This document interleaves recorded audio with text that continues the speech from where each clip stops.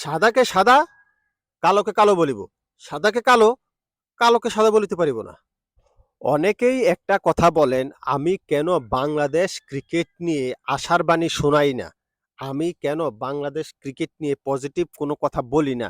আমি কেন অলওয়েজ তুলনা করার সময় ইন্ডিয়ার ক্রিকেটকে বা ইন্ডিয়ার অবকাঠামোকে আমি সবসময় কি বলে উদাহরণ হিসাবে উপস্থাপন করি?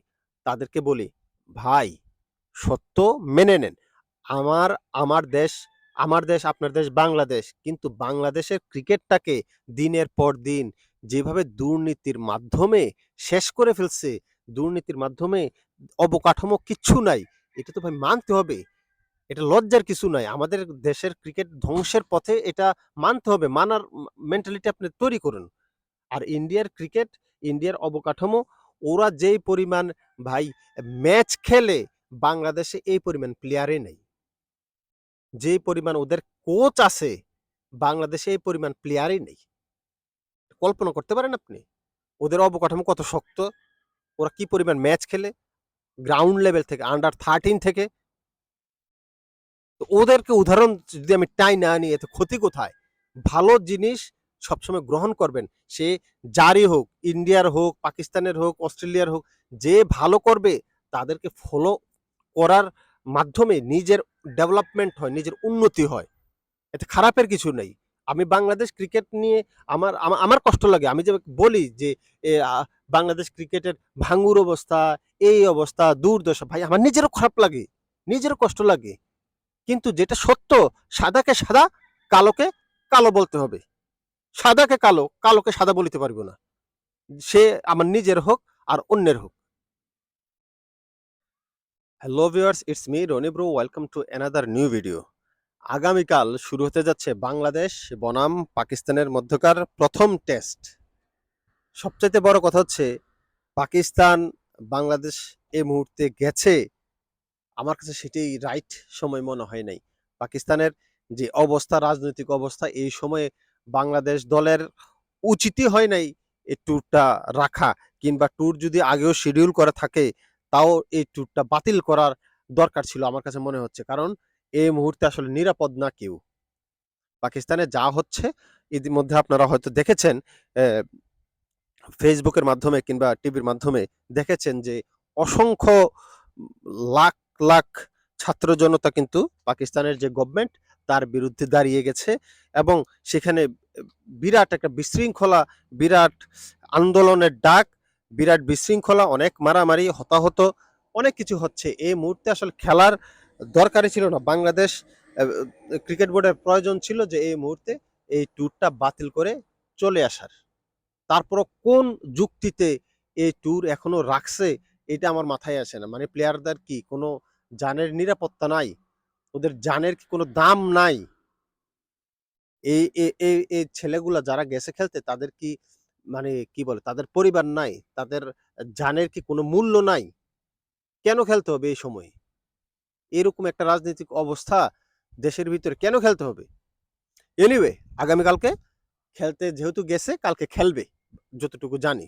খেলা বাতিল হয় নাই, খেলবে। কথা বলবো সেই বিষয় নিয়ে। দেখেন, পাকিস্তান নিজের দেশে খেলে না অনেক বছর।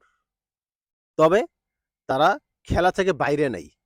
যেহেতু দুবাইতে ওদের হোম গ্রাউন্ড বানায় নিচ্ছে, সেই অনুযায়ী ওরা কন্টিনিউ ওইখানে খেলে, এবং ভালো প্র্যাকটিসের ভিতরে আছে, ভালো শেপের ভিতরে আছে।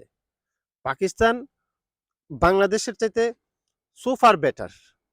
আর বাংলাদেশের কথা যদি আমি বলি, বাংলাদেশ বিভিন্ন কারণে লাস্ট ৫ বছরও বলে আসছি, বিভিন্ন কারণে এখনো বলে আসছি, হয়তো আগামী আরো কয়েক বছর বলতে হবে। বাংলাদেশ ক্রিকেটটা যেই দিকে যাচ্ছে, টোটালি লাইনচ্যুত। লাইন এদিকে ছিল, ওরা চলে যাচ্ছে ওইদিকে। তো এনিওয়ে, এগুলোর পিছনে অনেক কারণ আছে, এগুলো নিয়ে কথা বললে অনেক বড় ভিডিও হবে। বাংলাদেশ পাকিস্তানের চাইতে যোজন যোজন পিছিয়ে, এটাই সত্য। পাকিস্তানের ব্যাটিং লাইন আপ যদি আমি দেখি, ওদের ভালো। শুরু থেকে শুরু করে একদম শেষ পর্যন্ত মোটামুটি ভালো ব্যাটিং পজিশন ওদের আছে, এবং সবাই মোটামুটি ফর্মেই আছে। তবে বাংলাদেশের ব্যাটিং লাইন আপ যদি আমি বলি, ওপেনার থেকে শুরু করে কেউই ফর্মে নেই। হয়তো সিনিয়র মুশফিকুর রহিম কিংবা সাকিব আল হাসান, সাকিব তো চোখেই দেখে না। যাই হোক, কেন দলে আছে এখনো পর্যন্ত দলের বোঝা হয়ে আছে এটাই আমি বুঝলাম না। এনিওয়ে মুশফিক শান্ত, ফর্মে নাই। দেখলাম কিছুদিন আগে টি-20 কিংবা ওয়ার্ল্ড কাপ সবকিছু মিলে দেখলাম ফর্মে নাই ওরকম। তো মুশফিক কিছুটা হয়তো তার এক্সপেরিয়েন্স দিয়ে হয়তো কিছুটা খেলবে। আর সবচাইতে বড় ধাক্কা হচ্ছে দেখলাম যে মাহমুদুল হাসান জয় বাংলাদেশের যে ওপেনার সেই ইনজুরড, যে প্র্যাকটিস ম্যাচে দেখলাম যে সে ইনজুরড হয়ে মাঠের বাইরে সেকেন্ড ইনিংসে আর ব্যাটে করে নাই। সুতরাং সে খেলতে পারতেছে না। অলরেডি ক্রিকেট বোর্ড থেকে এটা জানানো হইছে। সো বাংলাদেশের জন্য মরার উপর আরেকটা ঘা। এমনিতেই তো আ ব্যাটিং অর্ডার নিয়ে খুবই চিন্তার বিষয়। তার উপরে ওপেনার খুঁজে পাওয়া যাইতেছিল না। তার উপর আবার যাও আছে মাহমুদুল হাসান জয় ১ম ইনিংসে সম্ভবত ৫০ প্লাস রান করছিল যে প্রস্তুতিমূলক ম্যাচে। সে আবার খেলতে পারতেছে না। সুতরাং এইটা আরেকটা বড় ধাক্কা। বাংলাদেশের জন্য যদি কোনো ব্যাটার রান করে সেটা হতে পারে আমার ধারণা আ মমিনুল হক, মুশফিকুর রহিম, এই ২ টা ব্যাটার যদি ভালো স্কোর করতে পারে হয়তো বাংলাদেশ সম্মানজনক একটা স্কোর করতে পারবে। আর আদারওয়াইজ যদি মমিনুল হক কিংবা অ্যা মুশফিকুর রহিমও যদি রান না করতে পারে, সেক্ষেত্রে বাংলাদেশের রান অ্যা আমার মনে হয় না ১৫০-২০০ প্লাস হবে। ১ম ইনিংস হোক আর ২য় ইনিংসে ২০০ প্লাস হবেই না। ১ম ইনিংসে তো কি বলে হয়তো ২২০ যদি হয়, যদি ওরা রান করে হয়তো ২৫০ পর্যন্ত যাবে। আর যদি ওরা রান না করতে পারে ২০০ পরানো যাবে না। আর সেকেন্ড ইনিংসে যদি ওরা রান করতে পারে হয়তো টেনে টুনে ১৫০-২০০ রান করতে পারে। আর যদি ওরা রান না করতে পারে ১০০ রানের ভিতরে বাংলাদেশ সেকেন্ড ইনিংসে গুটিয়ে যাবে। এটাই হচ্ছে আমাদের ক্যাপাবিলিটি, এটাই হচ্ছে আমাদের এবিলিটি, যে যেভাবে বলি এর বাইরে কিছু হবে না। হওয়ার জিনিসও না, হওয়ার মতো ম্যাটেরিয়ালস আমাদের নাই। করার কিছু না। আমাদের ক্রিকেটটা ধ্বংসের দিকে চলে গেছে। এটাই মানতে হবে।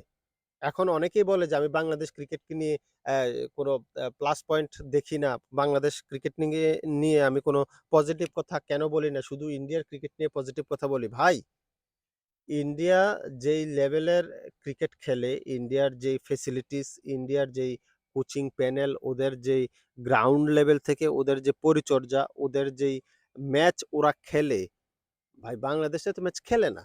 বাংলাদেশে প্রতিটা অবকাঠামো তো আপনার অ্যা ঝাঁঝরা হয়ে গেছে, মরীচিকা পড়ে গেছে। আপনার কি বলে?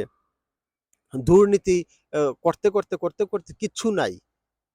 সুতরাং বাংলাদেশকে দিয়ে আপনি আশা করেন কিভাবে? হইতে পারে আপনার দেশ, আমার দেশ হইতে পারে। কিন্তু এটা তো কষ্ট লাগে। আরেক দেশের সুনাম করতে সমস্যা কোথায়? আরেক আরেক দেশ যদি ভালো খেলে, আরেক দেশের অবকাঠামোগত যদি ক্রিকেটের ভালো হয়, তাহলে আপনি সুনাম করতে সমস্যাটা কোথায়?